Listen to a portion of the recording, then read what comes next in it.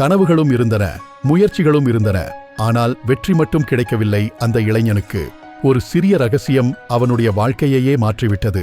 இந்த கதையை முழுவதுமாக கேளுங்கள். இது போன்ற சிறந்த கதைகளுக்கு இந்த சேனலை சப்ஸ்கிரைப் செய்து கொள்ளுங்கள். மலைகளால் சூழப்பட்ட ஒரு அழகிய கிராமம். அது மிகவும் பசுமையாக இருந்தது. அங்கு ஆற்றின் ஓரத்தில் ஒரு சிறிய வீடு இருந்தது. அதில் ஆரவ் என்று ஒரு இளைஞன் வாழ்ந்து வந்தான். அவன் ஒரு சாதாரண குடும்பத்தை சேர்ந்தவன். ஆனால் அவனுடைய கனவுகள் எல்லாம் மிகவும் பெரிதாகவும் விசித்திரமாகவும் இருந்தது. அவன் வறுமையில் வாழ்ந்து கொண்டிருந்தான். ஆனால் அவனுடைய மனதில் இருந்த கனவுகள் அவனை நிழலை விட அதிகமாக பின்தொடர்ந்தன. அவை அவனது மனதில் ஒரு ஓரத்தில் எப்போதும் கேட்டுக்கொண்டே இருந்தன. ஒரு நாள் நான் பெரிய ஆளாவேன், என் பெயரை இந்த உலகம் கேட்கும் என்று ஒலித்துக் கொண்டே இருந்தன. அவனது எண்ணங்களும் ஆர்வமும் தூக்கமின்றி கனவு காணும் அவனுடைய கண்களும் எல்லாம் வெற்றிக்கான அடையாளங்களை காட்டின. ஆனால் ஒரு விஷயம் மட்டும் அவனுக்கு தெரியவில்லை. அவனுக்கு ஒரு பழக்கம் இருந்தது. அது என்னவென்றால், ஒவ்வொரு புதிய விஷயத்தையும் புதிய யோசனையையும் அவன் கண்டுபிடிக்கும் முன்பே அதனை எல்லோரிடமும் சொல்லத் துவங்குவான். நான் ஒரு செயலி உருவாக்கப் போகிறேன். தமிழ்நாட்டில் அதுவே முதல் முறையாக இருக்கும். நான் ஒரு புத்தகம் எழுதப் போகிறேன். இளைய தலைமுறைக்காக நம்ம ஊர்ல தொழில்நுட்ப மையம் ஆரம்பிக்கணும். இப்படி அவனுடைய சிந்தனைகள் எதுவாக இருந்தாலும், அவன் எதை செய்ய வேண்டும் என்று நினைத்தாலும் அதை உடனே எல்லோரிடமும் சொல்லிவிடுவான். அவனது நண்பர்கள் அதை ரசித்தார்கள்.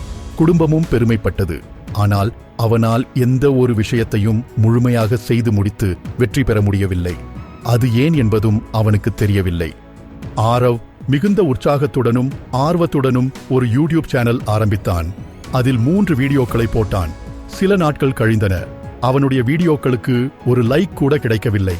மிகுந்த மனசோர்வுக்கு உள்ளானான். அவனுடைய உற்சாகம், ஆர்வம் மற்றும் ஊக்கம் ஆகியவையெல்லாம் ஒரு வாரம் கூட நீடிக்கவில்லை. அதற்குள்ளே அவனுக்குள் மற்றொரு யோசனை வந்தது. அவன் அடுத்ததொரு வேலையை ஆரம்பித்தான். அதையும் அவனால் முழுமையாக செய்து முடிக்க முடியவில்லை.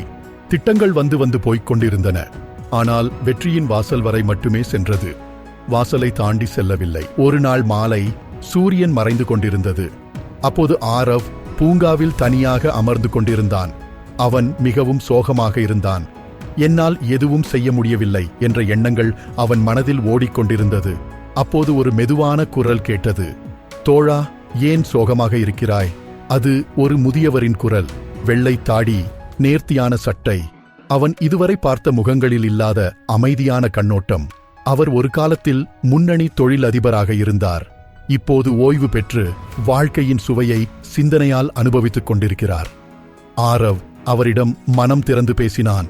ஐயா, நான் ஒவ்வொரு விஷயத்தையும் எவ்வளவோ யோசிச்சு முறையாக திட்டமிட்டு செய்கிறேன்.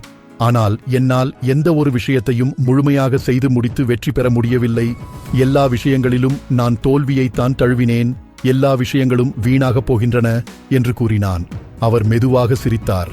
அவர் அவனை பார்த்து, வெற்றிக்கு முதலில் தடையாக இருப்பது நம்முடைய அதிகப்படியான எதிர்பார்ப்புதான். நமது மனதுக்குள் தோன்றும் கனவுகள் எல்லாம் நமக்கு ஒரு தூண்டுதலாக இருக்க வேண்டும். ஆனால் நாம் அதை வெளியில் எல்லோரிடமும் பேசிவிடக்கூடாது. நாம் அப்படி செய்வதால் நமது மனமும் உடலும் ஏதோ சாதித்து விட்டோம் என்று நம்பிவிடுகிறது. எனவே அந்த உணர்வு இருக்கும்போது நம்மால் செயல்பட்டு வெற்றி பெற முடியாவிட்டால் அது மனசோர்வாக மாறிவிடுகிறது. நீ உனது இலக்குகளை பற்றி அதிகமாக வெளியே பேசும்போது 2 விஷயங்கள் தான் நடக்கும். ஒன்று, எல்லோரும் உன்னை ஊக்குவிக்க மாட்டார்கள். எல்லோருக்கும் நீ வெற்றி பெறுவதில் விருப்பம் கிடையாது. அதனால் உன்னுடைய யோசனைகளை பற்றி அதிகமாக எல்லோரிடமும் பேசக்கூடாது. இரண்டாவது, நீ உன்னுடைய இலக்குகளை வெளியே கூறும்போது உனது மூளை அதை நீ அடைந்து விட்டாய் என்று நம்பிவிடுகிறது. எனவே உன்னால் எந்த ஒரு விஷயத்தையும் முழுமையாக செயலில் கொண்டு வர முடியாது. இப்போது ஆரவ் அவனுடைய தவறு என்ன என்பதை புரிந்து கொண்டான். அவனுடைய எண்ணங்களை செயல்படுத்துவதற்கு பதிலாக வெளியில் அதிக நேரம் பேசியே கழித்து விட்டான் என்பதை உணர்ந்தான். மௌனம் என்பது உன் கனவுகளுக்கான ஒரு பாதுகாப்பு சட்டை.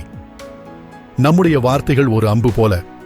அவற்றை பயன்படுத்திவிட்டால் நாம் அதை திரும்பப் பெற முடியாது. உன்னுடைய செயல் மட்டும்தான் உன்னை வெற்றிக்கான பாதைக்கு அழைத்துச் செல்லும். ஆரவ் அந்த முதியவரிடம், ஐயா, நான் இப்போதும் என்னை மாற்றிக்கொள்ள முடியுமா என்று கேட்டான். அவர் சிரித்துக்கொண்டு கூறினார், நிச்சயமாக. இன்று முதல் பேசுவதை குறைத்துவிட்டு உன் செயலை அதிகப்படுத்து. உன்னுடைய வார்த்தைகள் சத்தத்தை உருவாக்கக்கூடாது. மாறாக உன்னுடைய வெற்றிதான் சத்தத்தை உருவாக்க வேண்டும். மௌனம் மிகவும் சக்தி வாய்ந்தது என்பதை நினைவில் வைத்துக்கொள். அதன் பிறகு ஆரவ் அவனுடைய திட்டங்களைப் பற்றி வெளியில் பேசுவதை நிறுத்திக் கொண்டான். நண்பர்களிடம் எந்த ஒரு விஷயத்தை அவன் பகிர்ந்து கொள்ளவில்லை. மாறாக அவன் செயலில் அதிக நேரம் செலவிட்டான். அவனுடைய அறை முயற்சிகளால் நிரம்பியிருந்தது. 3 மாதங்களில் ஒரு செயலியை வெளியிட்டான். 6 மாதங்களில் 10,000 பயனர்கள் கிடைத்தனர். ஆரவ் மிகவும் சந்தோஷமடைந்தான். வெற்றியின் வாசல் அவனுக்காக காத்திருந்தது. அமைதி என்பது நம்முடைய மூச்சுக்காற்று போல, மெதுவாக ஆனால் தெளிவாக வேலை செய்கிறது. நாம் பேசுவதை நிறுத்தும்போதுதான் நம்முடைய செயல் பேச ஆரம்பிக்கும். நாம் கனவுகளை அடைவதற்கான ஒரு துவக்கமாக மௌனத்தை தேர்வு செய்யலாம். இன்று முதல் பேசுவதை நிறுத்துங்கள். நாளை உங்கள் வெற்றி பேசட்டும். நண்பர்களே, இந்த கதை பிடித்திருந்தால் லைக் செய்யுங்கள்.